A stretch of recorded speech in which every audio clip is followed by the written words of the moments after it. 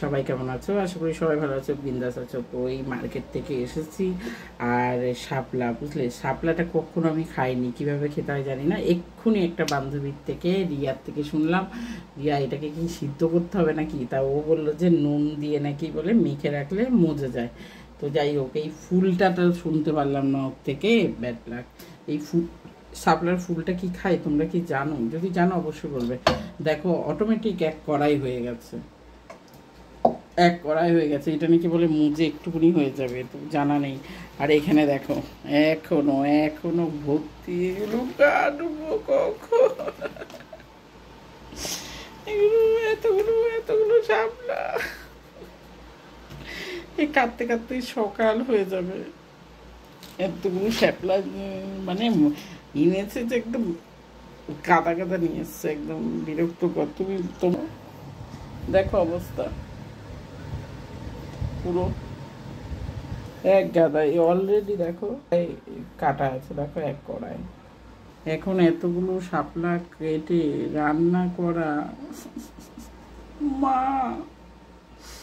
তো যাই হোক, এগুলো রান্না করি, দেখি কেমন লাগে। সারাদিনে কাজের শেষ নেই, বুঝলে, সারা দিনে কাজের শেষ নেই।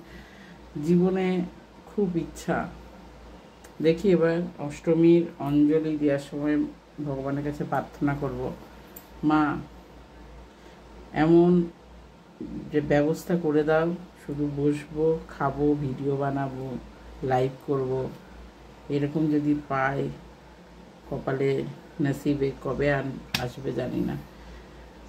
রান্না করে নিজেরই খেতে হবে, কাজ করে খেতে হবে। তো কাটতে থাকি, একটা একটা শাপলা নেব, ওটাকে কাটবো, বুঝলাম। খেতে আবার সেই রান্না বান্না, খেতে মজা লাগে, বুঝলে, খেতে খুবই ভালো লাগে, কিন্তু কাজ করতে ভালো লাগে না, কাজ করতে ভালো লাগে না। কি করবো, কাজ না করলে তো আবার খাওয়া হবে না। আর এখানে ডাবের বন্যা বড়িয়ে রেখেছে, সব ডাবগুলো খেয়ে ওগুলো এখনো ফেলতে পারেনি। ওগুলো ময়লার গাড়ি আসছে না, ওগুলো সব ময়লার গাড়িতে ফেলতে হবে। সবাই ডাবের জল খেয়েছে আর ওখানেই ফেলে রেখেছে। ময়লার গাড়ি না আসলে এখন বাইরে ফেলা যাবে না, ওর ভিতরে জল জমবে, জল জমলে আবার মশার উপদ্রব হবে, আর ঘরে ঠিকতে পারবো না। তার জন্য সব এখন এখানে রান্না করেই পড়া, কারণ বাইরে বৃষ্টি পড়ছে, বৃষ্টি পড়লেই সব জল ঢুকে যাবে। তো সমস্যা, সব কিছুই ঠিকঠাক রাখতে হয়, সব কিছুই মেনটেন করতে হয়।